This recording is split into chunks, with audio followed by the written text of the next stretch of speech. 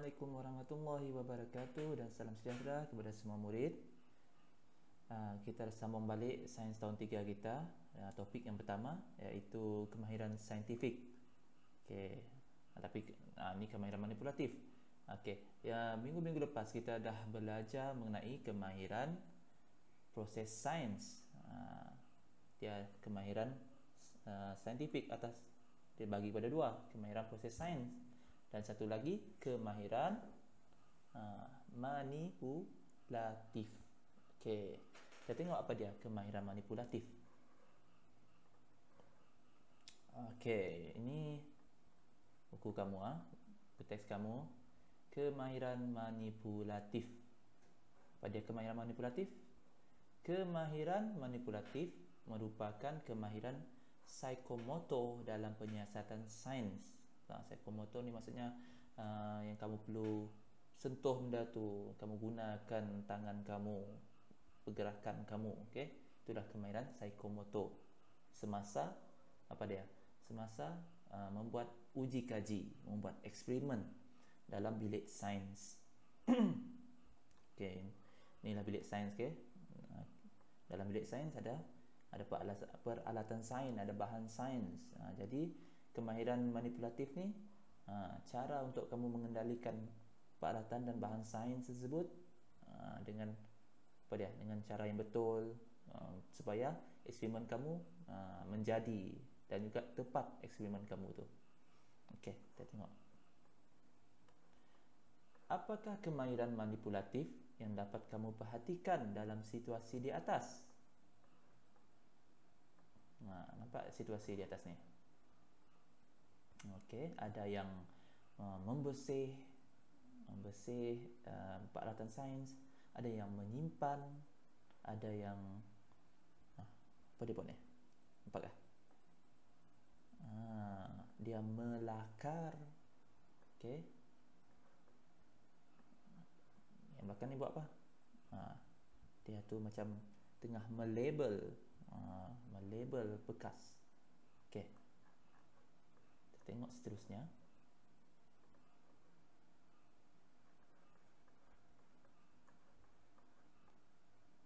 Okey. Kemahiran manipulatif yang pertama adalah menggunakan dan mengendalikan peralatan, bahan sains dan spesimen dengan betul, okey, dan cermat. Peralatan lah, okey. Macam bikal semua tu, okey, bahan sains dan spesimen. Spesimen ni selalunya benda-benda hidup, contohnya macam tumbuh-tumbuhan, haiwan yang kamu gunakan untuk uji kaji. Okey. Kina dan Lim akan menjalankan satu penyiasatan sains. Mari kita ikuti perbualan mereka. Lim, macam mana nak tangkap belalang? Oh, cuba gunakan sauk. Inilah sauk. Kamu tengok dalam cerita SpongeBob tu kan, dia tangkap rama-rama, guna sauk tu. Ni sauk ni. Jadi kita mesti gunakan peralatan yang betul lah untuk nak tangkap belalang. Sebab kalau kamu tangkap guna tangan sebenarnya, kamu tangkap atau kamu terlebih tekan kah, penyek belalang tu, kan susah. Berdosa pula kamu bunuh haiwan kan. Okey, nanti saya simpan belalang yang ditangkap ke dalam botol. Okey, dia dah sediakan botol tu. Lepas tu dia tengok, bolehkah belalang bernafas di dalam botol yang bertutup? Betul juga. Dia bawa botol yang bertutup. Kalau macam tu, saya gunakan kain yang berlubang. Okey. Kenapa dia buat lubang kepada kain ni? Kenapa dia guna kain yang berlubang? Sebab kalau dia letak dalam botol yang bertutup, macam mana belalang nak bernafas? Sebab belalang ni macam kita juga, kita perlukan apa? Udara untuk bernafas. Kalau letak dalam macam ni, biarkan beberapa lama, mati belalang tu. Okey. Semasa di padang, tiba-tiba, Kina, apa yang kamu buat? Apa yang Kina buat? Oh, rupanya Saya tangkap belalang. Kina dah dapat dah seekor belalang. Okey.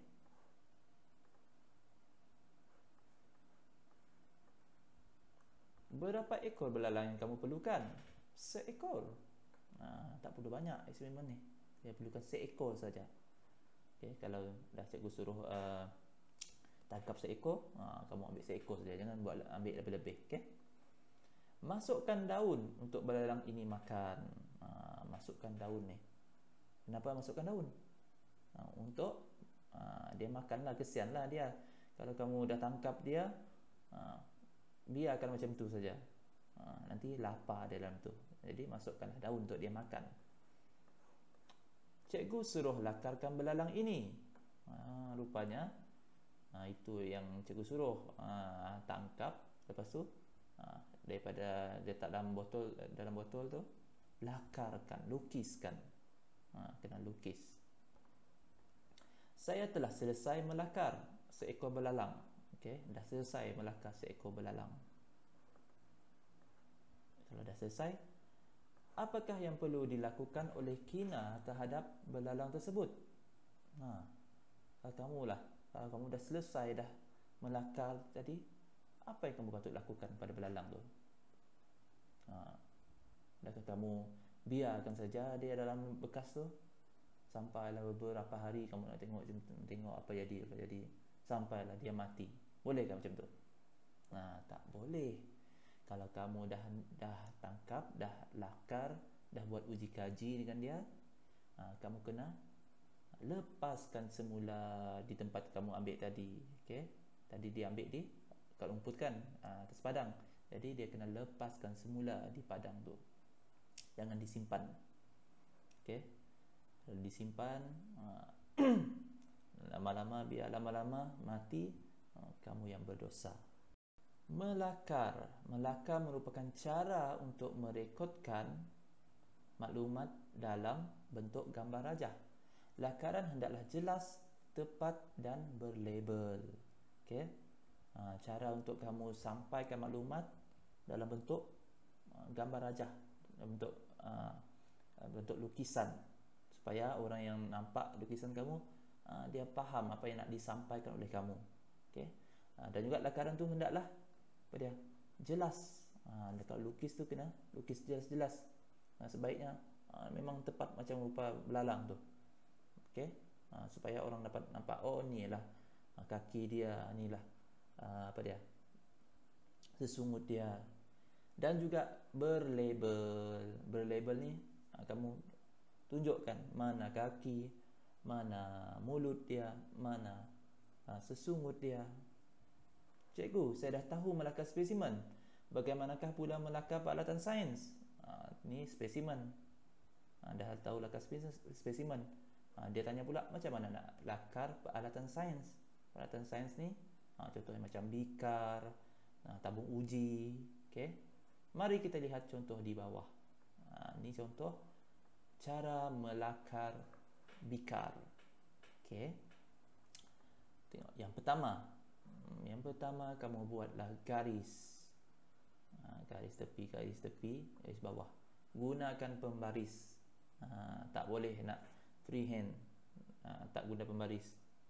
Ada yang yakin, oh lurus ni, guna freehand. Jangan. Guna pembaris. Okey. Dah buat macam ni, pastikan bahagian tepi ni, yang tepi-tepi ni biarkan dulu. Okey. Tengok langkah kedua.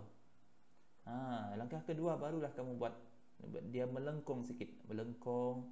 Dia buat melengkung. Okey, atas sama melengkung. Okey. Ni panjangkan sikit. Guna pembaris. Yang ni guna pembaris. Okey. Yang ketiga, kalau ada air, jadi kamu kena gariskan paras air tu. Sama juga, gariskan yang kat ujung ni tinggal sikit. Sebab yang kat ujung ni kamu kena naikkan dia sikit. Sebab kalau kamu tengok air dalam bekas kaca kan, kamu akan nampak dia akan ada naik sikit. Okey, ni pula melakar tabung uji. Langkah dia hampir sama saja. Tengok ni. Guna pembaris, okey. bagi tepi. Yang ni kamu tabung uji kan, dia kurus, jadi dekatkan. Ni bawah ni pun digaris, tinggalkan sedikit untuk kamu lengkungkan di sini. Sama juga yang kedua, gariskan terus ni bawah ni. Yang ini lengkungkan. Kalau ada air, sama juga garis, lengkungkan di tepi. Yang ketiga, kalau ada apa dia, gabus. Kalau ada gabus, macam ni cara buat gabus. Segi empat, sama kah, segi empat tepat kah? Okey. Air, biasalah air macam ni. Yang keempat, kamu kena labelkan mana penutup dia, mana tabung uji, mana larutan. Guna pembaris juga ni. Okey. Gunakan saya untuk membuat garisan. Gunakan pembaris ini. Setiap lakaran perlu dilabel dengan betul. Label pun perlu betul. Jangan kamu tersalah letak ni garis yang tak sampai pun kat larutan, sampai sini saja. Jadi tak betul. Jadi mesti dilabelkan dengan betul.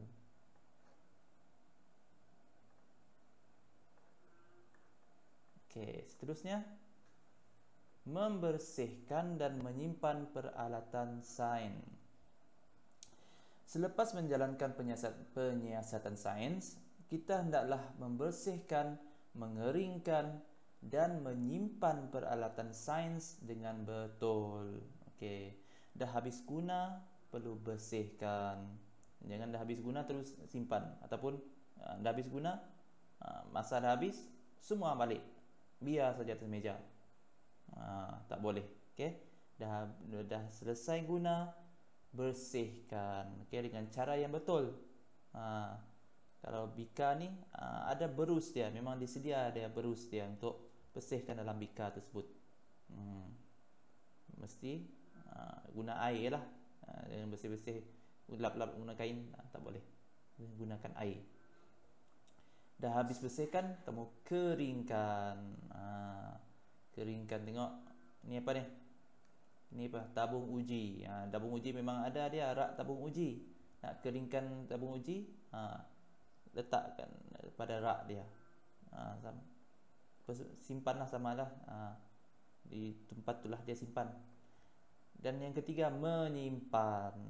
Okey, dah selesai bersihkan, dah keringkan, simpan di tempat yang kamu ambil. Yang sepatutnya lah. Kalau ada almari dia, simpan dalam almari dia. Kalau dia ambil di rak, letak pada rak. Okey.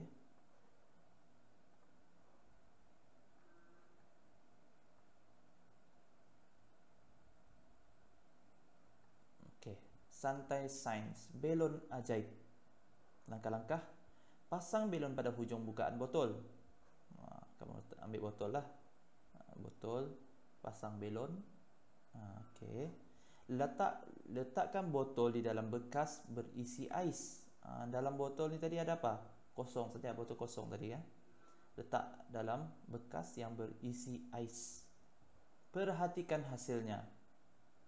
Ramalkan perubahan yang akan berlaku pada belon tersebut selepas dimasukkan ke dalam bekas berisi air panas. Awas, buat guna air panas ni bahayalah. Jadi hati-hati. Okey, ni guna ais. Dia nak kamu ramalkan kalau letak dalam bekas air panas, apa akan jadi? Apakah hasilnya? Adakah ramalan kamu benar? Ini benda ni boleh jumpa kan di rumah kan. Jadi kamu boleh buat di rumah. Kamu cuba jawab apa dia soalan ni. Ramalkan ni, perhatikan hasilnya. Apa hasilnya? Kamu catatkan apa hasilnya. Tulis dalam buku kamu. Okey. Lepas tu ramalkan. Ramal ni kamu tulis jugalah ramalan kamu. Itu saja. Kamu perhatikan hasil yang tadi, lepas tu kamu tuliskan dalam buku kamu ramalan dia. Apa jadi kalau letakkan ke dalam bekas berisi air panas? Okey. Ingat semula. Okey, ingat semula. Ini yang kita dah belajar daripada minggu awal tu. Kemahiran proses sains, kemahiran saintifik terbahagi pada dua, kemahiran proses sains, kemahiran manipulatif. Kita tengok dulu kemahiran proses sains yang kita dah belajar daripada awal tu. Memerhati. Okey, memerhati, kamu guna 5 deria kamu. Pada 5 deria tu, sentuhan, deria bau, deria hidung, okey, deria rasa, deria pendengaran, deria apa lagi, sentuhan, okey. Mengelas, mengelas, kamu tengok benda banyak-banyak, kamu cari apa dia ciri-ciri yang sama, kamu kelaskan dalam kumpulan yang sama. Okey, cari apa perbezaan, persamaan. Dari situ kamu boleh jumpa apa ciri-ciri dia. Mengukur dan menggunakan nombor. Kamu ukur panjang, ukur berat, timbang berat. Okey, itu semua mengukur dan menggunakan nombor. Membuat inference. Membuat inference ni adalah membuat kesimpulan awal ataupun menyatakan sebab daripada pemerhatian kamu. Kamu perhatikan tadi kan, so kamu menyatakan sebab kenapa jadi macam tu. Menyatakan sebab kenapa, kerana. Okey, itu cara jawab dia. Meramal. Meramal, ingat meramal tak sama macam meneka. Okey, meramal ni dia berdasarkan data, berdasarkan pengalaman kamu, okey, yang logik. Okey, kalau teka ni macam sekati-sekati saja teka. Berkomunikasi. Berkomunikasi ni kamu nak sampaikan maklumat kamu kepada orang lain. Tak semestinya secara lisan. Maklumat ni boleh secara gambar, boleh lakaran yang dilabel, okey, apa lagi, graf, carta, macam-macam carta pie. Okey, berkomunikasi. Kemahiran manipulatif, ini yang kita belajar tadi. Yang pertama tadi, menggunakan dan mengendalikan peralatan dan bahan sains dengan betul. Okey, mengendalikan spesimen dengan betul dan cermat. Melakar spesimen dan peralatan sains dengan betul.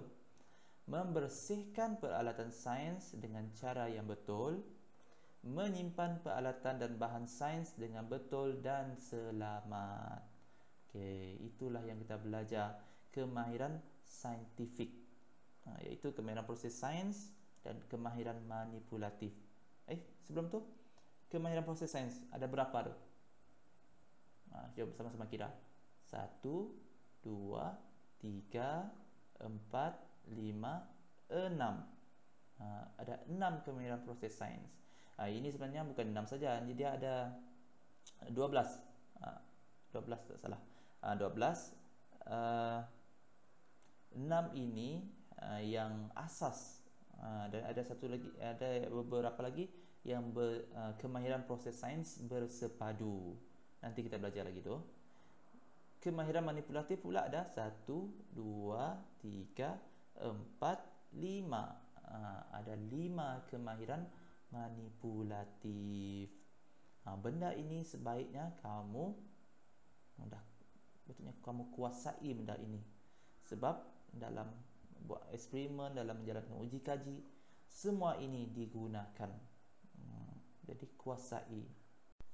Dan akhir sekali, tugasan sains kamu pada hari ini. Tugasan kamu, ini saja. Lengkapkan kuis Google Form Sains tahun 3 topik 1 kemahiran saintifik yang telah cikgu sediakan. Link untuk Google Form tu cikgu dah sediakan dalam Google Classroom kamu. Jadi tugas kamu cuma buka link tu, tengok kuis tu semua tanda-tanda saja. Tapi pastikan fikir dulu sebelum nak tanda tu, fikir dulu apa jawab ni, baru tanda. Okey. Ada dua link cikgu akan bagi. Satu link untuk kuis ni, satu link lagi untuk kehadiran. Okey. Isi dua-dua link tersebut. Okey. Itu saja untuk kali ini. Terima kasih semua atas perhatian kamu. Berjumpa lagi lain kali insya-Allah. Okey, assalamualaikum warahmatullahi wabarakatuh.